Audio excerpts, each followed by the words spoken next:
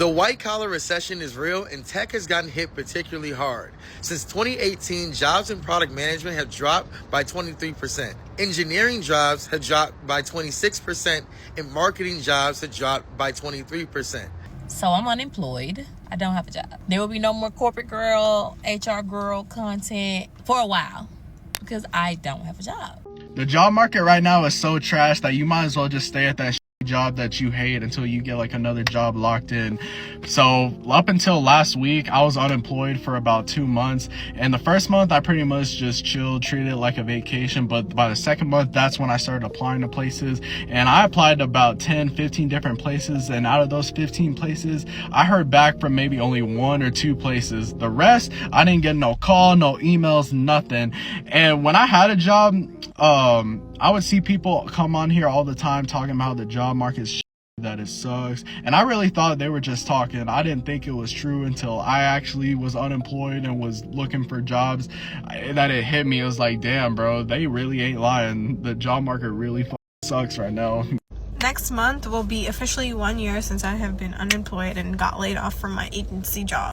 I've networked with barely anybody responding back to me. I've interviewed, got to multiple last rounds, always got the same feedback that they went with somebody with more experience, but I was a great candidate. I've applied to over 1,000 jobs.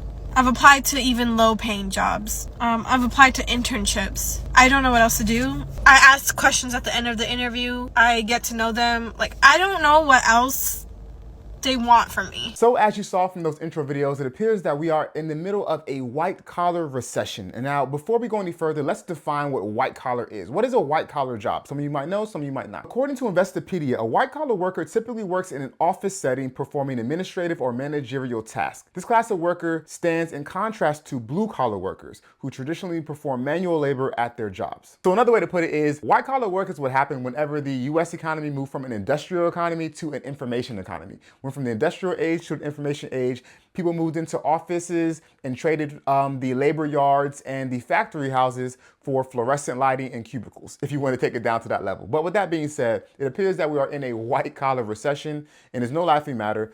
Let's hop into it. Are we in a white-collar recession? According to the data, yes. Yeah. We came out of the Great Resignation, which is where we saw for about 2.5, 3 years, record numbers of people leaving their jobs. It was over 4 million a month. It was absurd. In 2021, we just saw this. Everybody's like, okay, I don't think the world's coming to an end. Not sure where we're working or how we're working, but companies began to reinvest. They saw the government put a lot of money into the marketplace. And so companies started hiring, and it was like, all right, I'm going to pay you more to come over here. And that created the musical chairs. And so that took up salaries and hourly wages. And so it was the Great Resignation, because what it really was the great hiring. It was like companies were competing big time for talent. And so everybody was cashing in. People were leaving for 15 to 20% hikes. It was an unbelievable economic development. So that slows down. And so out of that comes this white-collar recession.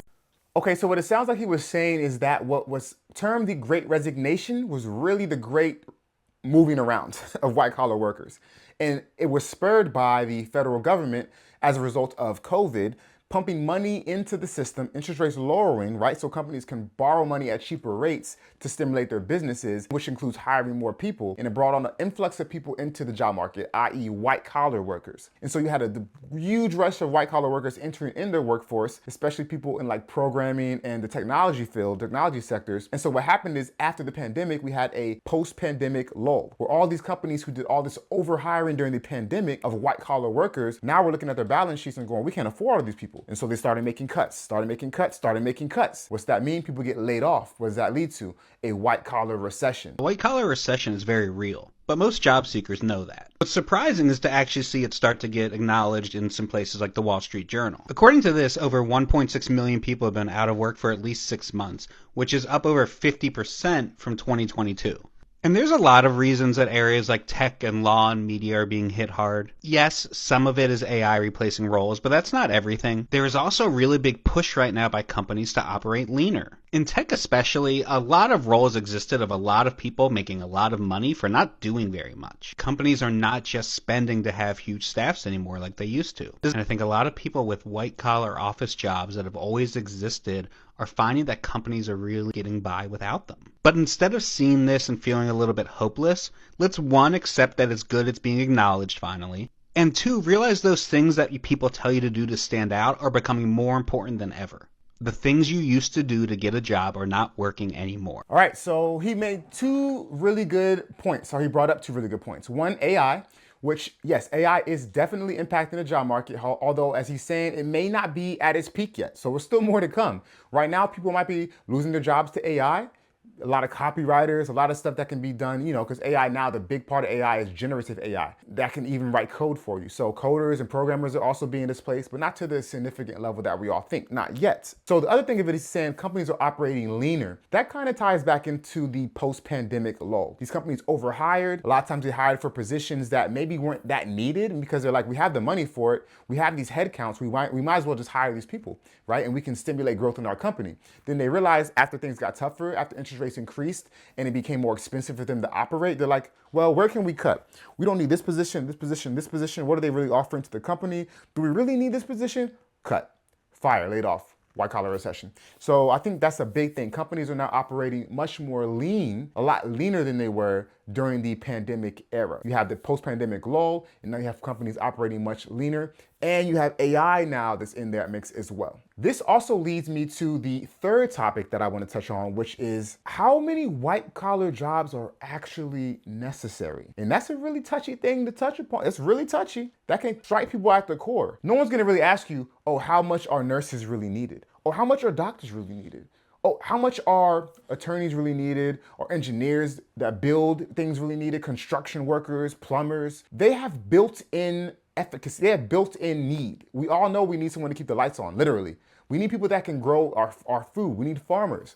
But how many people do we need that send emails and work in the office? Again, let's see what this person has to say, so it's not all my opinion, and let me know in the comment section what you think. Severance is so brilliant because it really captures the frivolous nature of work. By the way, Severance is a TV show. I haven't seen it, but that's what she's referring to here. And it's talking about, I think, the life of white-collar workers. And so that's what she's referring to when she says severance, not like a severance pay.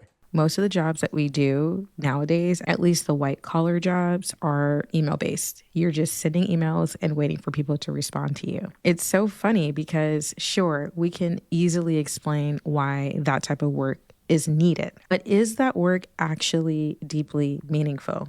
No, it's not. And I think most people that occupy jobs like that, they understand that it's not meaningful, right? It's not transformational. And yet, just like in Severance, this is how managers and leaders talk about the work. I find it so funny that as the audience watching a show like Severance, we don't really know what the people are doing for their work, right? We have no idea what the characters do for their job. But what's even crazier is that the characters themselves don't know what they're doing. And yet, they constantly describe the work as being mysterious and important. I feel like that's what's happening in corporate America at large. As the workers, we know collectively that this work is not that transformational. We're not actually creating any value in the way that our corporate overlords talk about it. And I really feel like this disconnect between the reality that workers have about their work and the way that corporate leaders are describing the work, that disconnect is causing a lot of unhappiness. So she talks a lot about meaningfulness and transformation. Your work is not meaningful, it's not transformational. Okay, that's different than necessary.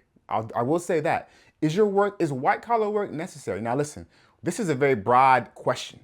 Is some white collar work necessary? Absolutely. Is most of the jobs that a lot of people fill in these white collar roles necessary? Questionable. Again, let me know what you think in the comment section. Do not shoot me. I'm just bringing up the thought like she is. And so, but what I will say is it transformational? Is it meaningful? Well, meaning is a personal thing. Is it transformational? Debatable. If you're an office worker and you're just sending emails all day, or you're just scheduling meetings and you're booking conference rooms, I don't know. Now, personally speaking, I've worked in administration for a long time, and I find my work very, very meaningful, and I find it even transformational, because I'm not gonna say exactly what I do or did. I found it meaningful and transformational, and I found it also necessary. So again, not all white collar jobs are not necessarily meaningful, but I understand her main point, her main thesis. And it's just an interesting thing to think about, which is why, when these companies are operating more lean and they're just chopping these positions, why can they chop these positions so easily and keep on chugging along just like they were beforehand? Maybe because the positions that they had weren't that necessary. So it is a very interesting thing to think about. With that being said, guys, if you made it this long in the video, I really appreciate it. If you got any value, feel free to give it a like and to subscribe if you feel so too inclined, because it does help the YouTube algorithm, and I would greatly appreciate it. And until next time, good luck out there in the job market and make smart financial decisions.